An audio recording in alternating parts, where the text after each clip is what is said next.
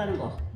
இந்த காராமணி பயிரை ராத்திரியே ஊற வச்சு எடுத்து வச்சுருங்க. காலையில் இப்படி வேக வச்சுருங்க, உப்பு மஞ்சள் பொடி போட்டு. இப்போ சுண்டல் பண்ண போகிறேன் இதை.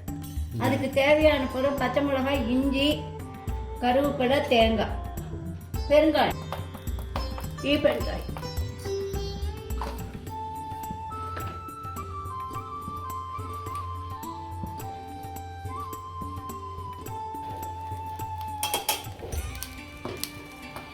இந்த சுண்டல் மாதிரியே எல்லா சுண்டலையும் 2-4 விசில் விட்டு குக்கரில் 4 விசில் விட்டு வேக வச்சுடுவோம். பட்டாணி, கொண்டைக்கடலை, பச்சைப்பயிறு எல்லா சுண்டலும் இப்படி தான் பண்ணணும். எல்லாத்தையும் குக்கரில் 4 விசில் விட்டு வேக வச்சு நைட்டு ஊற வச்சுட்டு காத்தால குக்கரில் 4 விசில் விட்டு வேக வச்சுடுவோம். மஞ்சள் பொடி, பெருங்காயம், இது உப்பு போட்டு.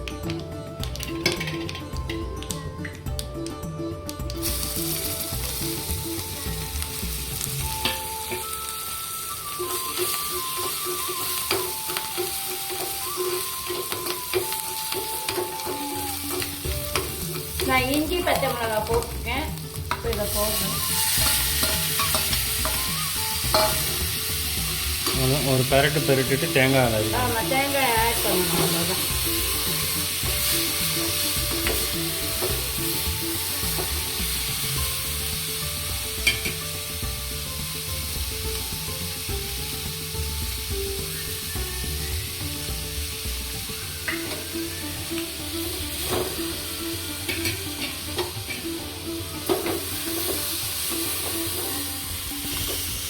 அடுப்பை அணைச்சிட்டேன். அவ்வளோதான்.